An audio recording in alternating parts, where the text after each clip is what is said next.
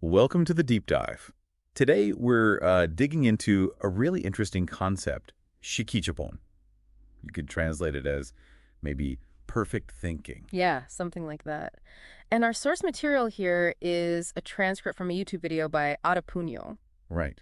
And your mission listening in is really to think about how you can get past just, passively soaking up information. Exactly. How to actually acquire knowledge effectively, how to think better, not just consume.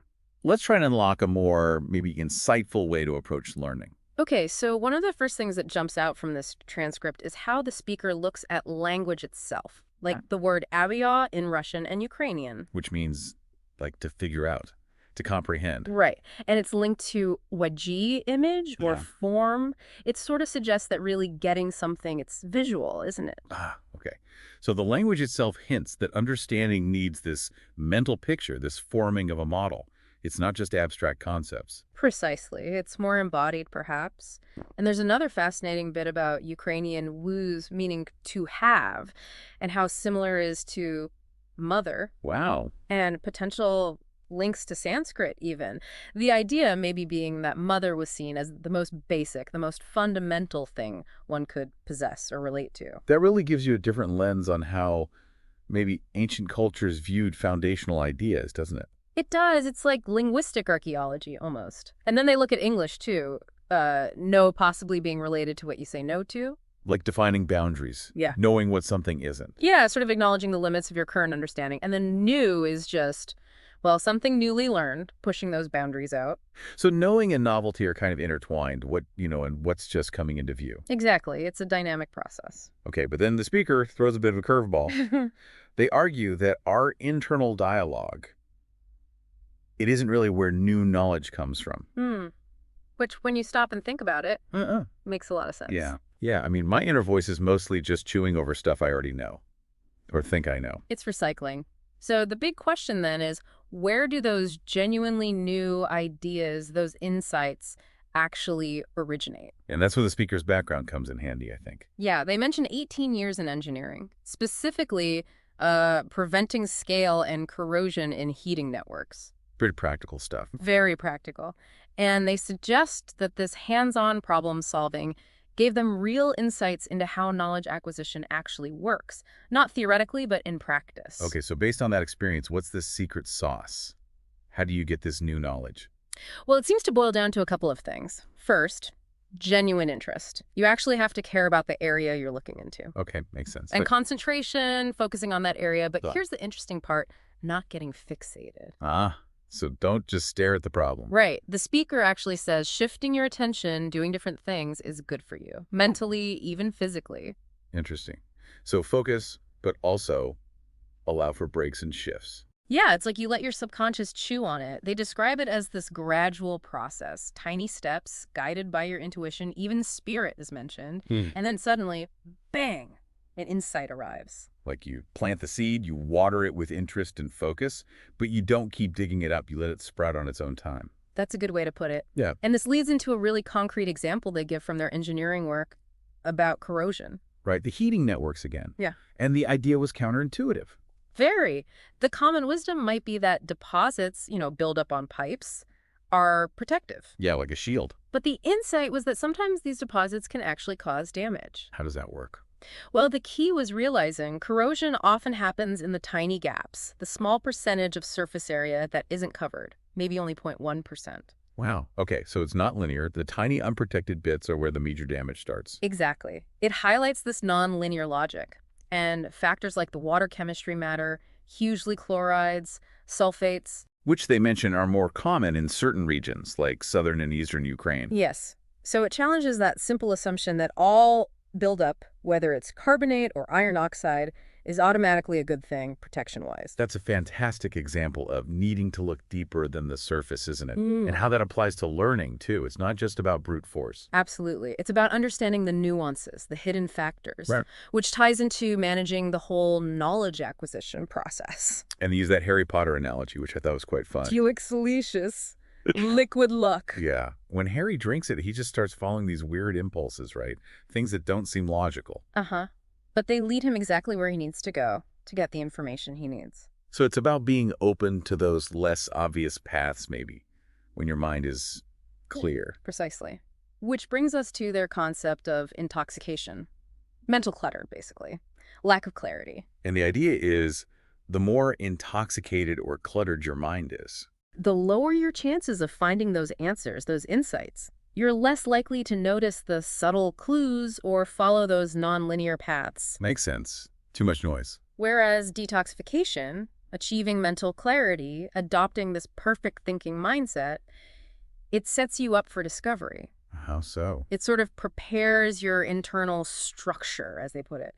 Makes you more receptive, more able to recognize useful information or meet the right people or find the right resources, even through things that seem random.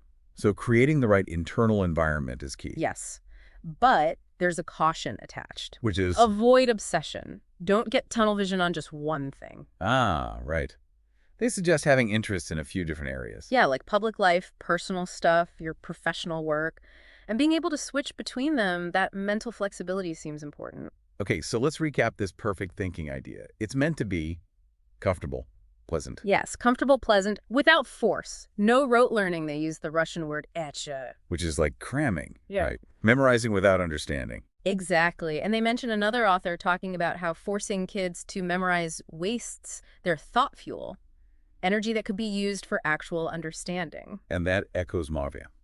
This point that understanding itself takes energy. Right, which links to that saying, I see a book, I see a fig. Right. Meaning you can look right at the information, but if you don't have the energy or the readiness to understand it, you get nothing from it. It's just shapes on a page. So you could have profound truths in just a few pages, or even an icon or image. And if you have the capacity, the energy to grasp the core principles, that might be enough. You don't need volumes if you can truly understand. And the speaker sees this perfect thinking as aligning with, well, the deeper aims of various traditions. Religious, philosophical, psychological. Yes, all aiming for that freedom from mental intoxication, that clarity. And the payoff. Yeah. The dividends, as they put it. Could be psychological well-being, definitely intellectual growth, maybe even financial benefits that come from thinking more effectively. Real-world results. Now, they do mention the subconscious and also these subtle field structures. Yes, it's attributing that specifically to Arajan, but noting it's his pre-war work. And acknowledging that for the speaker, and maybe many readers, his authority shifted somewhat after February 2022. It's an interesting aside, showing how context can change perception, but the core point remains. Intellectual effort is valuable when it leads to real understanding. Which isn't always guaranteed, even with qualifications. No. They observe how professionals in the same field, with similar education, can have vastly different levels of actual mastery. Understanding goes beyond the diploma. There's that analogy to physical activity, too, like fitness. Yeah, that feeling of satisfaction when you do an exercise correctly. It feels good. Maybe a light fatigue, but not exhaustion. It's effective engagement. Not pushing yourself into burnout. Right.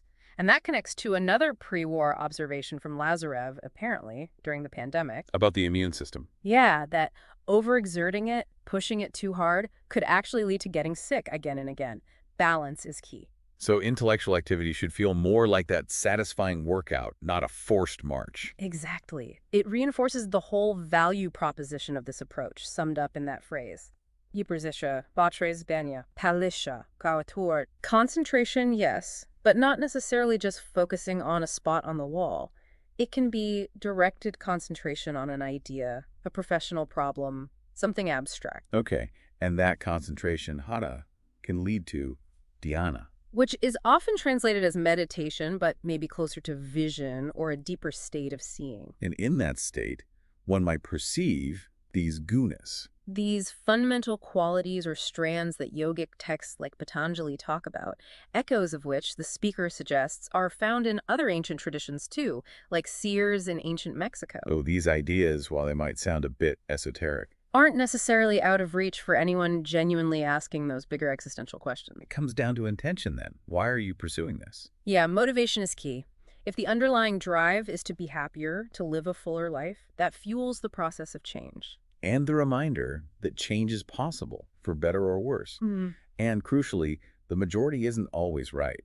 You have to find your own path. Absolutely. This whole dive into perfect thinking, it's really a framework for considering how we learn best. It's a call to move beyond force and rote learning.